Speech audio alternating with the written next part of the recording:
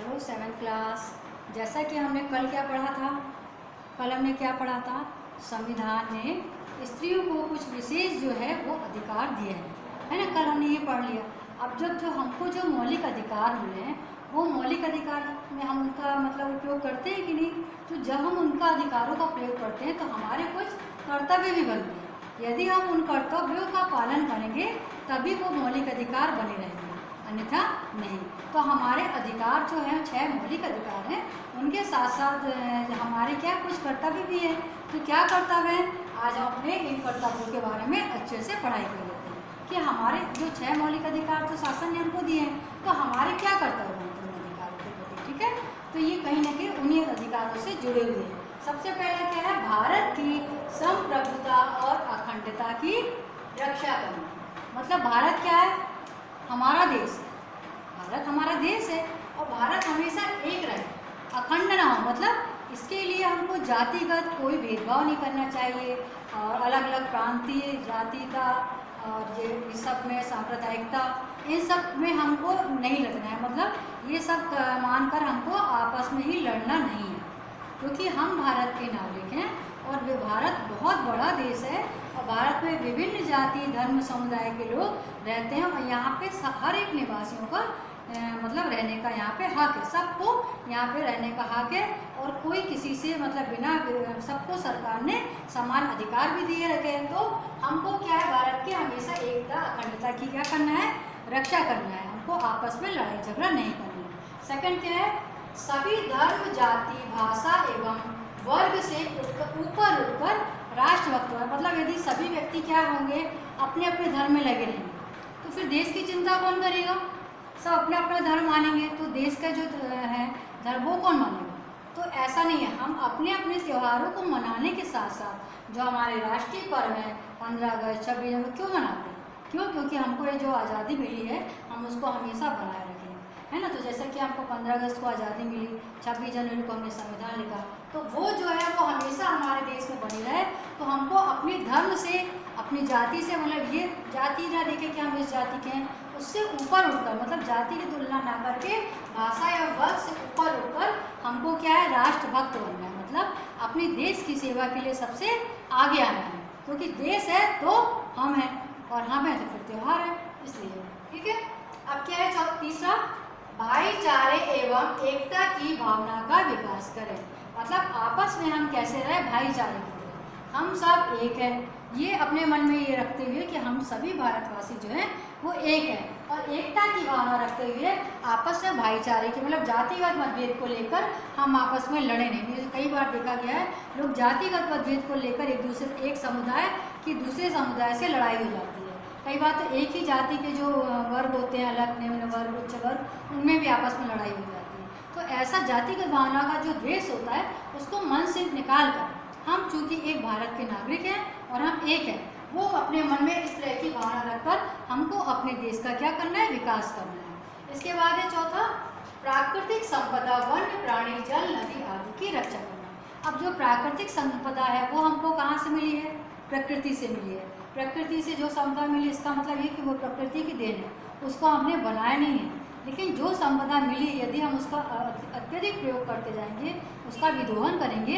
तो वो भी प्रकृति क्या है, एक दिन हमसे उसका बदला लेगी। तो कहीं ना कहीं प्रकृति से सिर्फ पेड़ है, यदि हम काटेंगे तो क्या होगा, जब अत्यधिक पेड़ काटते जाएंगे तो नुकसान किसका होगा, हम ही का। प्रलोभ वो होगा, एकदम से भयंकर भूकंप आएगा, पानी नहीं गिरेगा, सूखा होगा, पृथ्वी तपेगी, गर्म होगी, है ना। इस टाइप की जो प्राकृतिक आपदा है वो बढ़ती जाएंगी। तो कहीं ना कहीं यदि हम प्रकृति का विदोहन करेंगे तो इस तरह की घटनाओं का सामना हमें स्वयं करना पड़ेगा। तो नदी संरक्षण, नदी को हम क्या करें, संरक्षित करें, मतलब उसके जल का मतलब उपयोग उचित मात्रा में करें, उसे गंदा ना करें और पेड़ों को काटे ना, है ना। इस प्रकार जल नदी और पेड़ पौधे और जो वन्य प्राणी जो हमको मिले हैं उनका हम शिकार ना करें।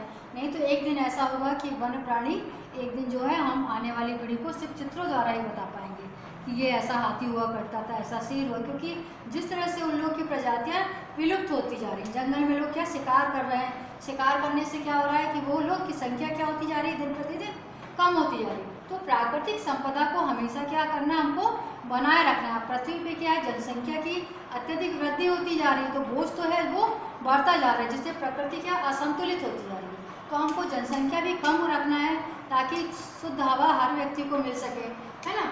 तो इस प्रकार हमको प्राकृतिक जो संपदा है, वन्य प्राणी, पेड़, जल, नदी आदि की क्या करना है, रक्षा करना है। इनको काटना नहीं, पेड़ को अत्यधिक पेड़ लगाना है। अब हिंसा से दूर रहकर सार्वजनिक संपत्ति की सुरक्षा।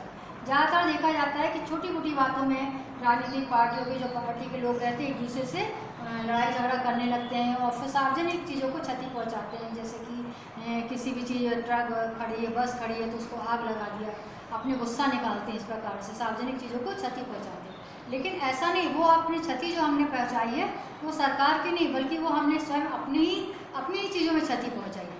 क्योंकि जो आपने जो बस जला देते हैं, ट्रक जला देते हैं, बिल्डिंगों में आग लगा देते हैं, तो वो कहीं ना कहीं सरकार फिर टैक्स द्वारा हमसे ही वसूलती है ना। क्योंकि वो मतलब हम टैक्स देते हैं, उन्हीं से इन सब चीज़ों का निर्माण होता है। तो हमको इस तरह से दंगे करके जो भी समस्या है उसको बातचीत के द्वारा सुलझाना चाहिए। इस प्रकार दंगे करने से या शांतिपूर्वक हड़ताल करें, इस तरह से दंगा फसाद करके किसी की जान लेकर ये इस तरह से काम ना करें। हिंसा से मतलब हम हमेशा दूर रहें, लड़ाई झगड़े से दूर रहकर सार्वजनिक संपत्ति की क्या करें, सुरक्षा करें। छठवा क्या, राष्ट्र हित में बढ़ चढ़कर भाग लेना। मतलब राष्ट्र के जो कार्य होते हैं, राष्ट्र के हित के लिए जो कार्य होते हैं, जैसे कि किसी भी व्यक्ति की मदद करें। जो ऐसा व्यक्ति है, ऐसे बुजुर्ग हैं जिनके बच्चे बाहर हैं, उनको दवाई लाकर दें। और जो आर्थिक रूप से कमज़ोर है, जिनके पास खाने पीने के लिए, जैसे कि अभी इस समय हमारे यहाँ जो देश में सब विपदा आई हुई है, ऐसे में जो संपन्न लोग हैं वो मदद कर भी रहे हैं और करना भी चाहिए। तो जो कमज़ोर वर्ग के लोग हैं उनको नियमित भोजन की व्यवस्था करना, उनको चिकित्सीय व्यवस्था करना, है ना, और कुछ आर्थिक रूप से मदद करना, पैसे की व्यवस्था मतलब उनको देना, ताकि और भी चीज़ें जो होती, जो व्यक्ति केवल खाना ही ज़रूरत नहीं होती है, उसके अलावा भी हमें ज़रूरत होती है, उसके लिए उनको धन की उपलब्धता करवाना। ये है राष्ट्रहित के कार्यों में बढ़ चढ़कर हिस्सा लेना। अब होता है अपनी स्वतंत्रता को मजबूत रखने के लिए राष्ट्रीय आंदोलन को प्रेरित करने वाले आदर्शों का पालन करना। ठीक है, अपनी स्वतंत्रता मतलब हम क्या है, आज़ाद देश के आज़ाद नागरिक हैं। तो अपनी स्वतंत्रता को हम मजबूत रखने के लिए क्या करेंगे, हम किसी बाहरी शक्ति यदि हम पे आंदोलन करती है, आक्रमण करती है, तो हम उससे बचाव के लिए स्वयं आगे आएंगे। यदि कोई भी बाहरी शक्ति है जो हम पे आक्रमण करता है, हमारी ज़मीन को हथियाता है, हमारे देश पे घुसने की कोशिश करता है, तो हमको क्या करना है, हमको सभी देशवासियों को एक होकर उनको यहाँ से भगाना है। मतलब राष्ट्रहित के लिए हमको क्या करना है, अपनी स्वतंत्रता, क्योंकि हम स्वतंत्र इस काम करने के लिए अपने देश को मजबूत बनाना है हमको, है ना। तो मजबूत करने के लिए राष्ट्रीय आंदोलन के लिए क्या करना है, प्रेरित करने वाले आदर्शों का हमको पालन करना है। इसके अतिरिक्त भी क्या होते हैं, हमारे कुछ कर्तव्य होते हैं। ठीक है, इसके अतिरिक्त भी हमारे और भी कर्तव्य होते हैं। कौन कौन से कर्तव्य होते हैं, जैसे कोई हमने आपको बताया असहाय की मदद करिए, जिनका इस दुनिया में कोई नहीं है, अकेला रह गया है, वो कुछ नहीं है उसके पास, ना पहनने के लिए कपड़े हैं, ना खाने के लिए भोजन है, तो उनको ऐसे स्थल जहाँ पे उनको खाना उपलब्ध हो, है ना, वहाँ मतलब धर्मशाला है जैसे, वहाँ उनको भर्ती करवा दें ताकि उनको भोजन टाइम पे मिल सके। प्राकृतिक जो चिकित्सा होती है, उनको प्राथमिक चिकित्सा वो उपलब्ध करा दी जाए। उनको रहने के लिए उनको छाया मिले, क्योंकि ऐसे धूप में बारिश में कहाँ रहेंगे वो, तो उनको रहने के लिए धर्मशाला में उनके लिए इंतजाम करवाया जाए। रेड क्रॉस सोसाइटी द्वारा उनके स्वास्थ्य की जांच की जाए, है ना। ये भी हमारे क्या है, कर्तव्य बनते हैं। उनको खाने के लिए कुछ फल इत्यादि दी जाए ताकि उनका पोषण उनकी बॉडी का, है ना, अच्छा स्वस्थ हो वो बेचारे। और ईमानदारी को बढ़ावा देना, मतलब जब हमारे देश में जब तक भ्रष्टाचार रहेगा तब तक हमारा देश तरक्की नहीं कर सकता। किसी एक व्यक्ति के ईमानदार होने से कुछ नहीं होगा। जब पूरा तंत्र यदि मतलब ईमानदार होगा तभी कोई कार्य ईमानदारी के साथ समय पर होगा और पहले आगे बढ़ेगी। लेकिन बीच में यदि कोई भी व्यक्ति भ्रष्टाचार है और बिना पैसे लिए वो काम नहीं करता है तो संपूर्ण तंत्र को भ्रष्टाचारी बनाता है, क्योंकि ये सब एक मिली जुली व्यवस्था होती है। क्योंकि यदि एक व्यक्ति ईमानदार है और वो यदि वहाँ पे काम करने के लिए तैयार नहीं है, बिना पैसे लिए ही काम करता है, तो उस व्यक्ति का क्या होता है, वहाँ से ट्रांसफ़र कर दिया जाता है कि ये बहुत ईमानदार बन रहा है। तो जो हमारा जो पूरा तंत्र है वो भ्रष्टाचार की मतलब है। बहुत कम ऐसा है जहाँ की ईमानदारी से काम होता है, तो सभी लोग मिलजुल कर खाते हैं। तो हम जब तक ये भ्रष्टाचार है वो दूर नहीं होगा, ठीक है, और ईमानदारी जब तक हम ईमानदारी बढ़ेगी नहीं तब तक हमारे देश का विकास असंभव है। एक व्यक्ति के ईमानदारी होने से कुछ नहीं होगा। ठीक है, अब आते हैं अपन तीसरा, कानून का पालन करना। मतलब कानून के द्वारा जो हमको अधिकार दिए गए हैं, हमको हमेशा उसका पालन करना है। अब जैसे कानून के अधिकार क्या है, जहाँ हम गाड़ी चलाते हैं, जहाँ रेड लाइट आती है हमको वहाँ रुक जाना है। ये नहीं कि कोई देख नहीं रहा है, रेड लाइट है, यदि आसपास कोई जा नहीं रहा तो हम निकल गए तेजी से, नहीं, ये अत्यंत गलत है। किसी भी मतलब ऐसे व्यक्ति पे बिना किसी बात के अचानक से उस पर प्रहार कर देना, मारना, ये सब क्या है, गलत चीज़ें हैं। हमको कानून का पालन करना, कानून के अंतर्गत ही रहना है। ऐसे जो इस तरह से सड़क पे हथियार चमकाना, तो ये सब कौन से कार्य होते हैं, गलत काम होते हैं। तो कानून के द्वारा जो हमको अधिकार दिए गए उसका हमको पालन करना है। अब कानून के द्वारा हमको मताधिकार का भी उपयोग करना है। मतलब हर 5 साल में जो चुनाव होते हैं तो कई लोग की ऐसी सोच होती है कि एक वोट यदि हम नहीं देंगे तो क्या होगा, उससे कुछ नहीं होगा।